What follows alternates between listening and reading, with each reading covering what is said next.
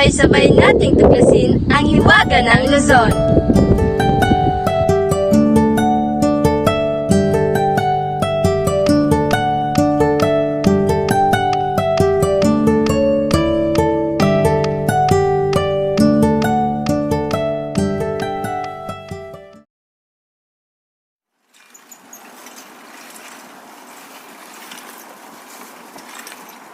Ang Pilipinas, isang bansang napapaligiran ng tubig. Sa loob ng malawak na teritoryong ito, ang Pulo ng Luzon ang tahanan ng ilan sa pinakamahalagang fishing grounds sa ating bansa. Dito, ang dagat ay hindi lang tanawin, ito ang kanilang buong buhay.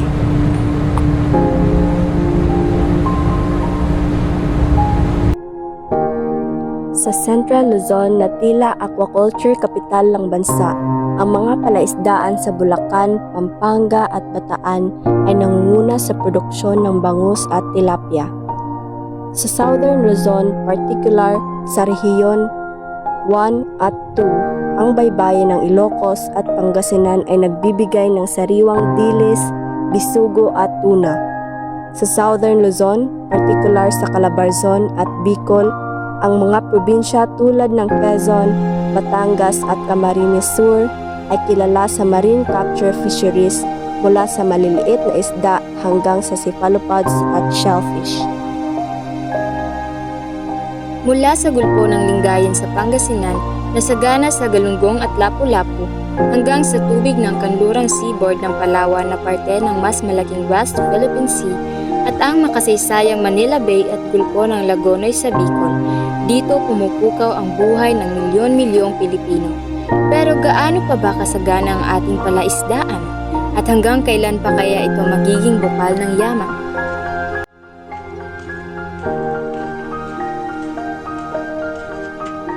Dito namin dinadala ang huli namin. Ang Navotas Fishport ay isa sa pinakamalaking landing site dito sa Luzon. At dito rin nagmumula ang supply sa Metro Manila. Pero iba na ako para noon. Dati isang lambat lang, puno na. Ngayon kailangan mo pang lumayo para makahuli. Sa bawat paglalayag, may kaakibat na kagamitan at pamamaraan. Ang gill net o mas kilala bilang pukot ay isang lambat na inilalatag at nagpapabitin sa mga isda sa hasang nito. Ang bingwit at handline naman ay isang tradisyonal na paraan na mas sustainable dahil piling isda lang ang nahuhuli. Ang payaw naman isang fish aggregating device, isang uri ng artificial reef na ginagamit ng malalaking bangka para tipunin ang mga isda. Ang paggamit ng makabagong troll ay ang mabilis magpataas ng produksyon, pero ito ay ang mabilis sumira ng mga habitat ng mga isda. Ang layunin natin dito ay ang maging sustainable ang pangingisda ng mga maliliit na mangingisda like mga municipal fishers. Samantala, ang commercial fisheries ay nagpapakita ng stable ngunit regulated na production sa malalaking karagatan, ngunit nangangailangan pa rin ng mahigpit na pagsunod sa batas at stock assessment upang maiwasan ang overexploitation ng high-value species. Sa kabilang dako, ang aquaculture ang siyang nangungunang driver ng supply sa Luzon, lalo na sa Central Luzon dahil sa paglago ng produksyon ng bangus at tilapia na siyang pumupuno sa supply gap na iniwan ng pahingna ng capture fisheries, bagamat ito ay nahaharap din sa banta ng disease, outbreaks at environmental issues. Sa Luzon, ang fisheries production ay kasalukuyang nasa magkahalong sitwasyon kung saan ang sektor ng municipal fisheries ay patuloy na nakararanas ng matinding pagbaba ng huli dahil sa naganap na overfishing at paglabag ng commercial vessels sa municipal waters na nagpapalala sa kahirapan ng maliliit na mangingisda. Habang sinisisid at sinusuri namin ang kalagayan ng karagatan ng Luzon kasama ang aking mga katrabaho na mga marine biologists, nakita namin ang pagkasira ng coral reef, dahilan upang lumiit ang kanilang kita at wala ng breeding grounds ang mga isda dahil sa pagkasira nito.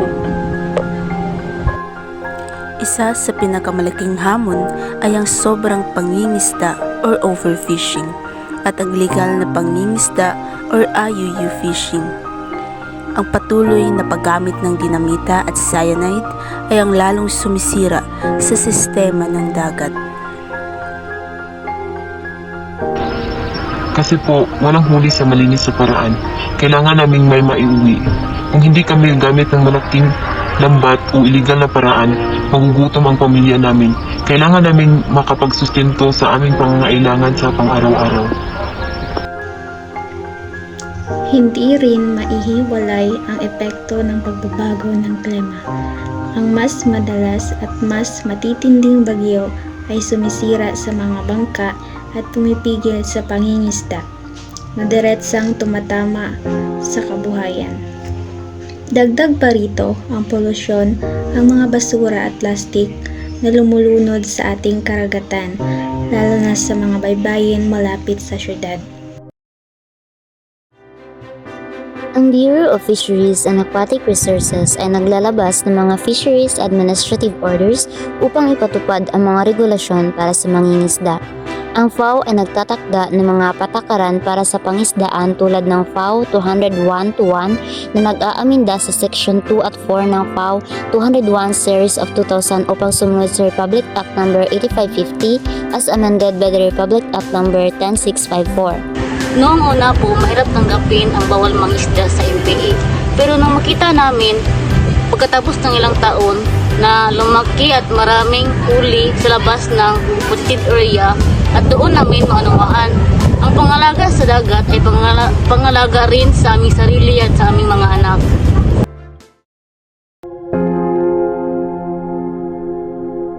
Ang yaman ng Luzon ay nakaukit sa bughaw na karagatan nito. Ang bawat isdang nakarating sa ating hapagkainan ay kwento ng sakripisyo, pag-asa at pagkikipaglaban. Sa ating paghahanap ng sagot, isang bagay ang malinaw. Ang ating dagat ay hindi isang imbakan na walang katapusan. Ito ay isang ikabahagi ng ating buhay na nangangailangan ng pag-aaruga at proteksyon. Kung patuloy nating pababayaan ang agos ng Luzon, darating ang panahon na ang lambat ay babalik na walang laman at ang buong komunidad mananatiling gutom.